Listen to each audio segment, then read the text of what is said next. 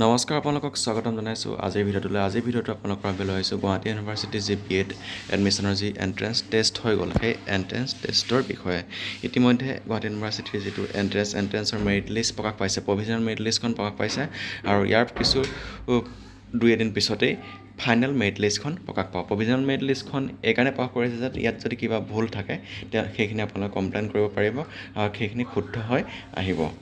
আৰু প্ৰায় কিছু 5-6 নম্বৰ মানৰ কিবা এটা ডিফাৰেঞ্চ থাকিব পাৰে কিবা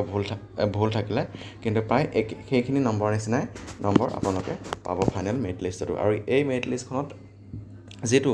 কলেজত এপ্লাই কৰিব পৰা যিটো eligible number cut off number সেই নাম্বাৰটো তেওঁলোকে উল্লেখ কৰি দিয়া নাই বোধ হয় পৰৱৰ্তী সময় যিখন ফাইনেল মেৰিট লিষ্ট তাত সেই নম্বৰটো তেওঁলোকে উল্লেখ কৰি দিব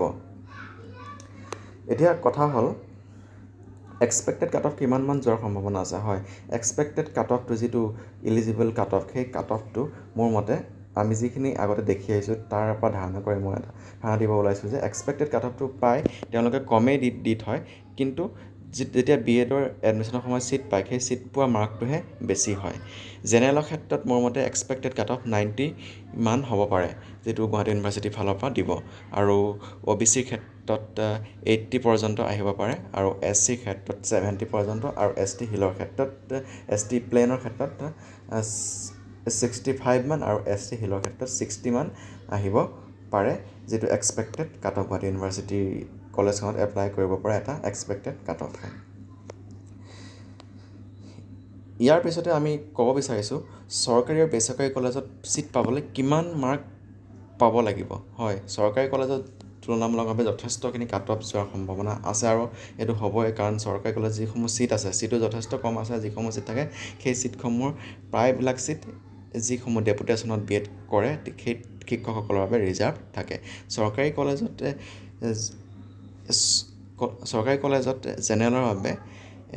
মিনিমাম কাট অফ 160 পৰ্যন্ত অহাৰ কিছু সম্ভাৱনা আছে তাতকৈ তলত অহাৰ বিশেষ সম্ভাৱনা দেখা নাই জেনেৰেলৰ ক্ষেত্ৰত আৰু যথেষ্টখিনি কম ছিট থাকে আৰু OBCৰ ক্ষেত্ৰতে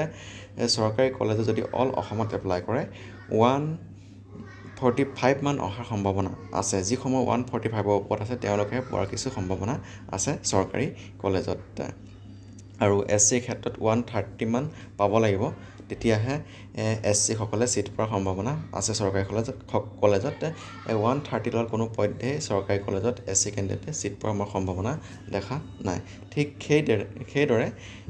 ST প্লেনৰ ক্ষেত্ৰত 120 মান আহিব পাৰে আৰু তাতকৈ তলত কোনো পধ্যেই নাহে আৰু ST হিলৰ ক্ষেত্ৰতো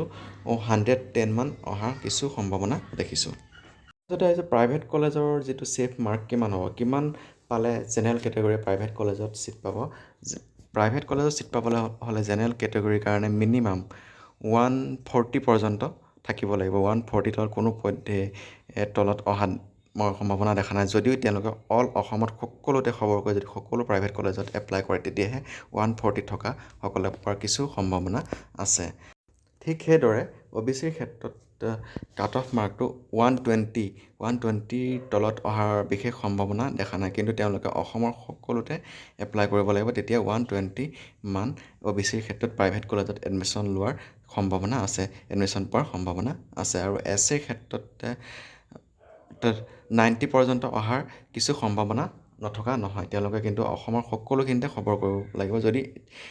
90 মাৰ্ক আছে তেওঁলোকে পোৱাৰ যথেষ্টখিনি সম্ভাৱনা নথকা নহয় তেওঁলোকে পোৱাৰ সম্ভাৱনা আছে কিন্তু অসমৰ সকলো তেওঁলোকে খবৰ কৰিব লাগিব আৰু ST প্লেনৰ ক্ষেত্ৰত 80 পৰ্যন্ত যোৱাৰ সম্ভাৱনা আছে আৰু ST হিলৰ ক্ষেত্ৰত 70 পৰ্যন্ত অহাৰ সম্ভাৱনা আছে কিন্তু তেওঁলোকে অসমৰ সকলোতে খবৰ কৰিব আৰু কিছু ক্ষেত্ৰত ইয়াতকৈ কমো গুচি যায় কিন্তু আপোনালোকে অসমৰ সকলোতে খবৰ কৰিব যদি আপোনালোক যিটো ইলিজিবল মাৰ্ক সেই মাৰ্কটোৰ ক্ষেত্ৰত যদি ইলিজিবল হৈ যায় এপ্লাই কৰিবলৈ আপোনালোকে অসমৰ সকলো কলেজত এপ্লাই কৰিব যদি আপোনালোকৰ BEd পঢ়িবলৈ মন আছে তেতিয়া আপোনালোক কম মাৰ্ক থাকিলেও যদি কোনোবা কলেজত দুই এটা ছিট থাকিও যায় তেতিয়া আপোনালোকে পাই যাব কিন্তু আপোনালোকে অল অসমত ট্ৰাই কৰি চাব যদি আপোনালোকৰ BEd পঢ়াৰ মন আছে তেতিয়া আপোনালোকে নিশ্চয় BEd পঢ়িবলৈ সুবিধাটো পাব আৰু এতিয়া আহিছে এডমিশ্যন ফিজ কিমান হ'ব এডমিশ্যন ফিজটো প্ৰাইভেট কলেজত 50,000 পৰা 90,000 পৰ্যন্ত হয় আৰু চৰকাৰী কলেজত 15,000 পৰা 30,000 পৰ্যন্ত হয় পাৰ ইয়াৰ এয়াই আছিলে আজিৰ ভিডিঅ'টোৰ কিছু কথা। এনেকুৱা ধৰণৰ ভিডিঅ'সমূহ পাই থাকিবলৈ আজি আমাৰ চেনেলটো ছাবস্ক্ৰাইব কৰি ল'ব নাপাহৰিব। ধন্যবাদ।